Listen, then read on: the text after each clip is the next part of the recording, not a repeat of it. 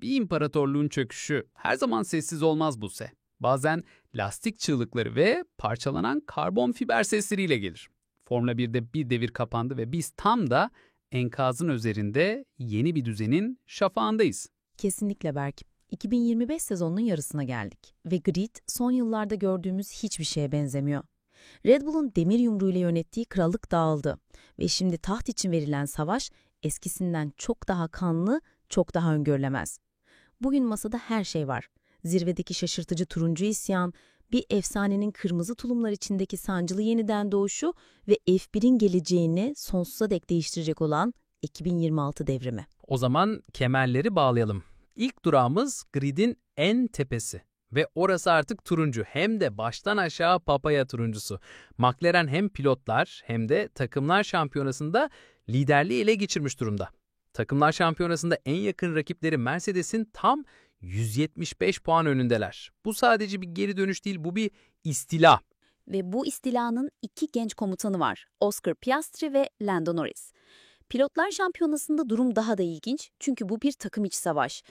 Piastri, Miami'deki zaferiyle ne kadar soğukkanlı bir şampiyonluk adayı olduğunu gösterdi. Norris ise sezonun ilk 10 yarışında 2 galibiyet ve 8 podyumla artık F1'in elit pilotları arasında olduğunu kanıtladı. Ama her parlak hikayenin bir karanlık tarafı vardır. McLaren'in en büyük gücü, yani bu iki aç ve yetenekli pilot, aynı zamanda en büyük zayıflığı da olabilir. Kanada Grand Prix'sinde yaşadıkları çarpışmayı hatırlayalım. Norris tüm suçu üstlendi ama o an bu şampiyonluk hayalinin bir kabusa dönüşme potansiyelini hepimize gösterdi. Takım patronu Andreas Stella ve CEO Zak Brown'un önündeki en büyük sınav artık araç geliştirmek değil, bu iç savaşı yönetmek. Aynen öyle. Riccardo Patrese gibi eski kurtlar bile McLaren'in şampiyonluğu garantilemek için takım emirlerini devreye sokması gerekebileceğini söylüyor.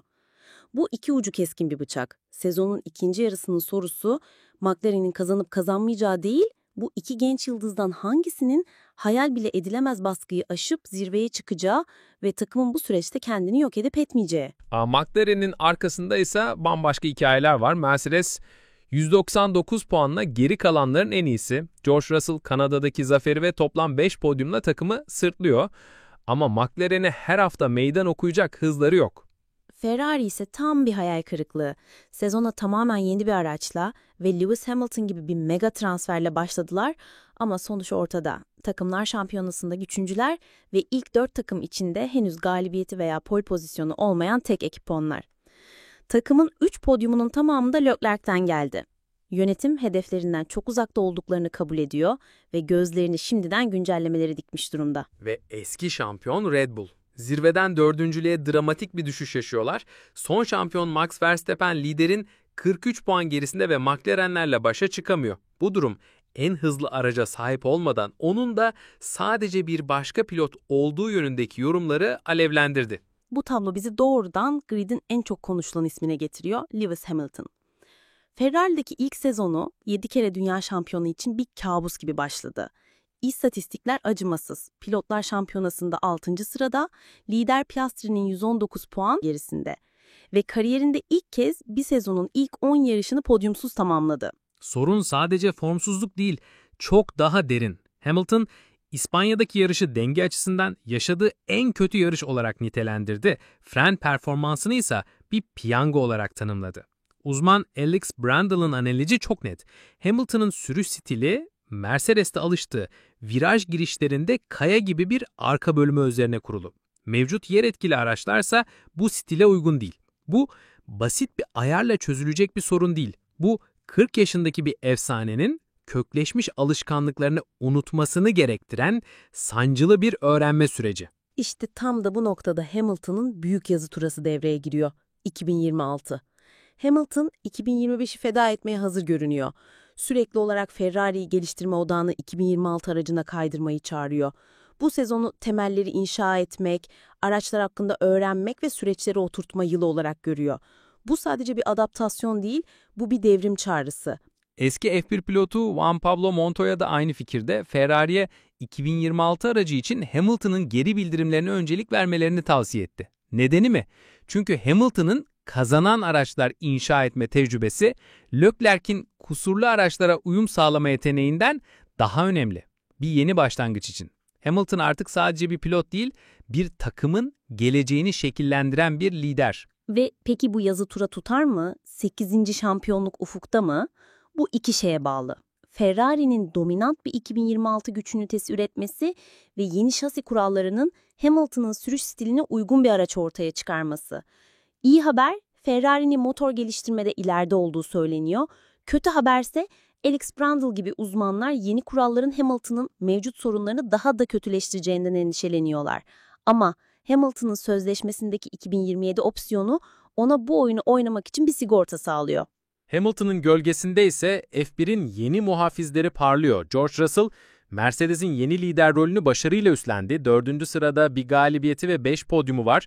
Temiz, hassas bir sürüş stili var ama ilginç bir şekilde 2026 için hala sözleşmesi yok. Martin Brundle, Mercedes'in Max Verstappen için kapıyı açık tutuyor olabileceğini şüpheleniyor. Charles Leclerc ise Ferrari'nin umudu hala olmaya devam ediyor. Hamilton'ı aynı araçta geride bırakarak ne kadar elit bir pilot olduğunu kanıtlıyor. Takımın tüm podyumları ondan geldi. Agresif, aracı limitlerine kadar zorlayan, daha sivri bir aracı seven bir tarzı var. Ama burada bir paradoks var. Takım Hamilton'ın daha stabil bir araç istediği felsefeye yönelirse Leclerc kendi takımında yabancı durumuna bile düşebilir. Ve Lando Norris. O artık sadece yetenekli bir genç değil, gerçek bir şampiyonluk adayı. Şampiyonada 2. sırada ve ne istediğini sormayı bıraktı ve bunun yerine aracın ihtiyaçlarına adapte oldu. Bu adaptasyon yeteneği özellikle 2026'daki büyük bilinmezlik öncesinde onu en tehlikeli rakiplerden birini yapıyor. Ve geldik o büyük bilinmezliğe. 2026 devrimi. Formula 1 son 60 yılın en büyük kural değişikliğine hazırlanıyor. Her şey değişiyor. En temel değişiklik güç ünitesinde. Güç, içten yanmalı motor ve elektrik arasında %50-%50 bölünecek, yani elektrik gücünde devasa bir artış demek. Karmaşık ve pahalı MGU-H kaldırılıyor ve araçlar %100 sürdürülebilir yakıt kullanacak. Ve araçlar da küçülüyor ve hafifliyor. Amaç daha çevik bir araç yaratmak ama en büyük devrimde aerodinamikte sürücü kontrollü hareketli ön ve arka kanatlar geliyor.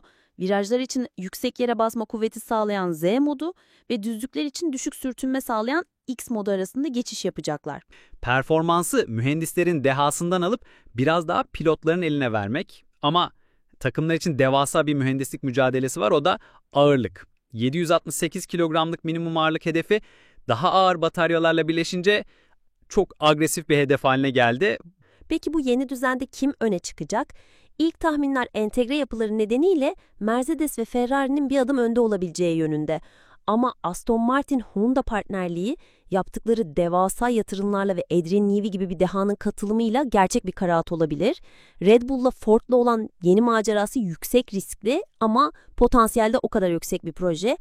Audi ise Sauber'i devre olarak grid'e giriyor ama beklentileri düşük tutuyorlar. Kısacası Formula 1'in geleceği hiç bu kadar belirsiz ve heyecanlı olmadı. 2025 yeni bir düzenin doğum sancılarına sahip olacak. 2026 ise tüm oyun tahtasını yeniden kuracak bir devrim vaat ediyor. Şimdilik bizden bu kadar. Bizi dinlediğiniz için teşekkürler. Bir sonraki bölümde görüşmek üzere. Hoşça kalın.